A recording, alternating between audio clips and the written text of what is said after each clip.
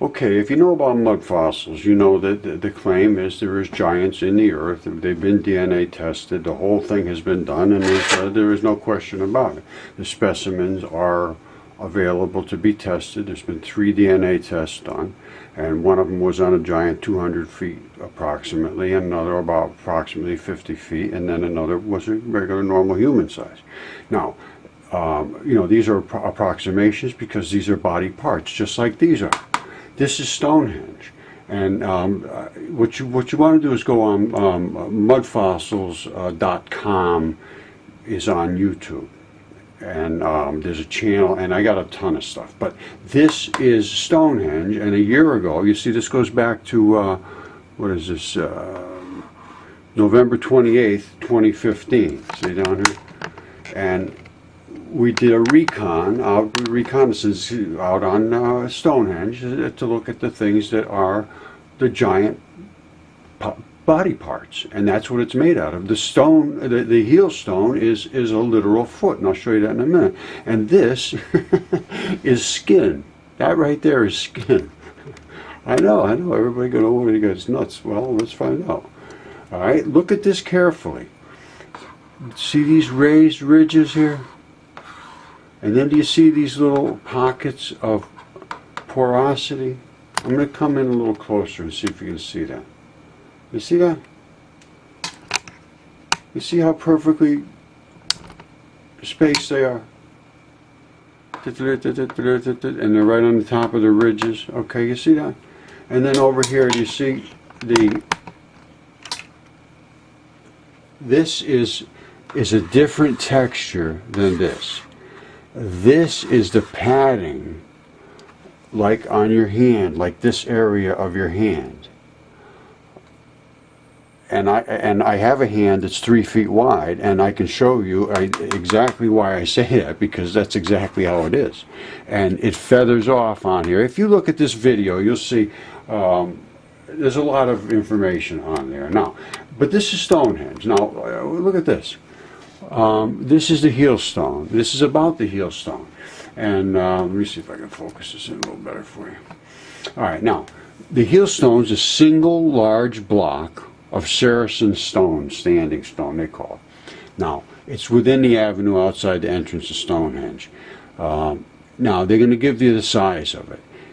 It is a foot, and I'll show you, and it's anatomically, no question about it. Now, it's 2.4 meters thickness, so that's like 6 feet thick, rising to a taper 4.7 meters high, so that's almost 5 meters high. And then in the ground, it says excavation shows 1.2 meters in the ground, so it's a total of 6 meters, which is approximately 18 feet, 20 feet, whatever you want.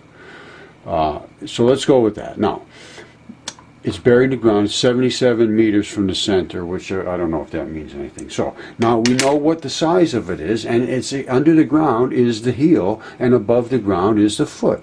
Now let's look at it from another perspective. Look at this. Can you see that? That is the heel stone. And if you articulate your own foot, this is identical. Take your left foot and bend your toes straight flat down, and as you come down here, your big toe starts. Now, the other toes are broken off. 1, 2, 3, 4. They're all broken off, and I'll give you the tips of them. And as this comes back, this is where the webbing of your foot is, literally. And these 2 holes are the arterial entrances that service the blood with the foot with blood down here. Now, I'm doing this all under the Fair Use Act. There's no money to be made on this, so I don't know who made all these pictures, and people send them to me, and I pick them up here and there. But anyway, I showed you what the fingerprints, I'm saying, are at Stonehenge are, and that's this right here. And there's like 3 bands broken off, a chunk like this. And those are those little dots. And there is virtually no question about it. I have other skin shots I'll show you in a second. And I have the identical same thing with a fingerprint that is literally as good as that. You could make a fingerprint and put it on a post office and catch this guy it's so perfect, and all of those holes, the same thing, the ridges are there, and that fingertip was DNA tested. It's 100% human, and it's 30 inches wide, one fingertip. The hand is 15 feet. So that's the way things are. Here's the anatomical drawing of skin. Those are the sweat pores. That's exactly what you have at Stonehenge. All right, this fingertip was DNA tested, 100% human. Now, watch what goes on here. I'm going to just let I did a video on it. I'm just going to let myself talk on the video, so just listen. I don't know. All right, this is the fingerprint itself that I broke off the edge. Now, this is the part that wraps around, literally, this little edge right here, about right that little tiny spot on a human finger. There's no fingerprint, and then the fingerprint starts on, and it just swoops right around, and it is flawless. And these are the fingerprints that come out, and there's these little pockets that run in there, which are, I'm going to see if I can play this. It might make sense to you when I play it. All right, that's what's going on there. Those are those little pockets, and I showed you on the anatomical. And this fingertip is this fingertip right here. It's 30 inches wide. That's the fingernail. That's the actual fingernail. And that fingernail is very nicely kept. It wasn't any jagged, nasty-looking old fingernail. And the fingerprint is on the other side. This is, like I said, it's 30 inches. So I can't really, I had a shoulder problem. I can't move it to get to the other side. But it was on the other side before I hurt my finger, on my shoulder. And the fingerprint is, as you saw, just perfect. Okay, one last look. There's the fingerprint right there. And those are the pores of the fingers of some kind of a creature. Well, it's a giant. I mean, that's what it is. And all of these things were giants, and we just missed the boat on this. It was written. It said Enoch wrote it, and it appears that everything he said was, well, what he said about the giants appears to be true. They're huge, just absolutely phenomenally gigantic, and they're absolutely easy to prove. The chemistry's there. And there'll be DNA deep inside there too. There wasn't the ones that I had. And that big finger that I showed, or that I will show, is it's 30 inches wide. It had tested with DNA. I have another one. I'll show you the hand. Hold on a second. All right, this is the hand that I found. It's just 3 feet wide. There's another, the big finger that I showed is much bigger than this, but this is 3 feet wide. The other one is almost as wide, just one finger. Now, this, look carefully at the texture of this particular area. That is just like on your own hand. This is a left hand. Whoops, let me get a little light out here. All right, put your hand out like this and splay your hand forward, and you'll see that you have a ridge that comes straight down here. Like, twist your hand back, and it will be very apparent about that ridge. And this is where the thumb runs off. That's where the thumb runs off. That's the ridge right there. Now, this is the palm of a hand. That's the padding around. I showed you at Stonehenge. It has the same sort. It has padding that runs around that. I believe it was a foot, right next to the big chunk of skin. And anyway, underneath is the fleshy part. This is a different type of material. Now, and I found the fingers from this, several of them, and this is one of them. We had this CAT scan. Hold on, let me back this out if I can. All right. This was CAT scan. Jesse Garant and Associates, wonderful people. The 3D CAT scans, they scan racing engines. So they have the equipment to do this.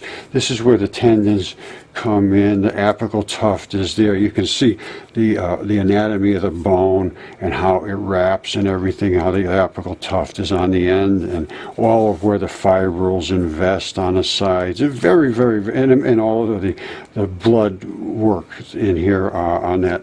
Anyway, and then this is a bone ball that is from the knuckle. That is literally the tendon, and this is where the tendon runs down to articulate around the hand. This right here, if you can see it, okay, look at this here. This thing's kind of heavy. This is literally the muscle tissue that wraps around that bone ball. All right, now I have a video on this, and it's not this one here. This one it says huge giant's CAT scan at 8:45 and so forth. But I have another one about the giant hand. I have a couple of autopsy ones. It is what it is. And I had a world famous anatomist look at all this, and Gil Hedley, he goes around the world teaching autopsy. Very well respected, very well known, absolutely incredible insights about the tendons and the structure, and even little things like when he cuts through tendons, it dulls his scalpel. He can actually twang those tendons like guitar strings. They're made literally out of limestone. They're mineral. They're the structural components of your body, the fascia and so forth. It's absolutely fascinating. I mean, it's grisly to a point, but it's life. And the anatomy is unimpeachable. So it needs to be looked at. And the DNA has been done, 3 DNA tests, 7 CAT scans, anatomists, chemistry's been recreated, the process has been recreated in the lab. Silicon turns into silicon dioxide. That's the skin. Internally, you turn into mud rock, which is the flesh and the bone and the blood. And then you also have limestone, which is the connective tissue and the bones. Collagen type 1, calcium, CaCO3 plus types of minerals and metals. All the volatile organics are sublimated out and gone, and that's when you turn into mud fossils. They get invaded by whatever is in the liquids, because these are wet, continuously wet. They get invaded by ionic matter, which is trying to find somebody to bond with. And it invades it, and it turns into minerals, and we find them as stone, and they're exactly identical to what they were when they were alive. And that's the way it is. By the way, this is one you should see, because this shows you how easy it is to make these mud fossils. I did it in a lab. Mud fossils created in a lab. I did it right here. And check that one out on YouTube.